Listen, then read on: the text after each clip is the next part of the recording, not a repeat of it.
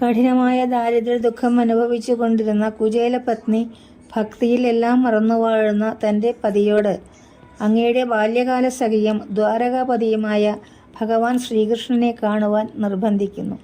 അതിന് മറുപടി നൽകി കുചേലൻ ഉറങ്ങാൻ ചെല്ലുന്നു. മറുപടി ഇതായിരുന്നു: പറഞ്ഞതങ്ങിനെ തന്നെ പാതിരാവായല്ലോ പത്നി, കുറഞ്ഞൊന്നുറങ്ങട്ടെ ഞാൻ ഉലകിരേഴും.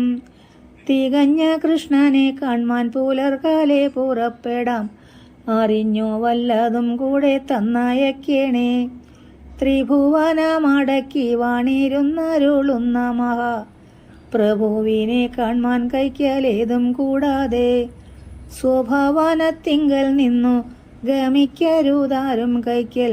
ഇഭവുമാം ഇലയുമാം കുസുമവുമാം അവിലുമാം മലരുമാം ഫലവുമാം യഥാശക്തി, മലർക്കന്യമണവാളനൊക്കെയുമാകാം. ഇപ്രകാരം ഭർത്താവിൻ്റെ വാക്കു കേട്ടിട്ടാനന്തരം ക്ഷിപ്രഭാമിനി യാചിച്ചു കൊണ്ടുവന്ന ധാന്യം. ക്ഷിപ്രമിരുട്ടത്തിടിക്ക കൊണ്ടു കല്ലും നെല്ലുമേറും അപ്രതൂകം പൊതിഞ്ഞൊരു പൊതിയിൽ കെട്ടി. കാലത്തെഴുന്നേറ്റു കുളിച്ചൂത്തു വന്ന പതിയുടെ കാലടി വന്നിച്ചു പൊതി കയ്യിൽ കൊടുത്തു.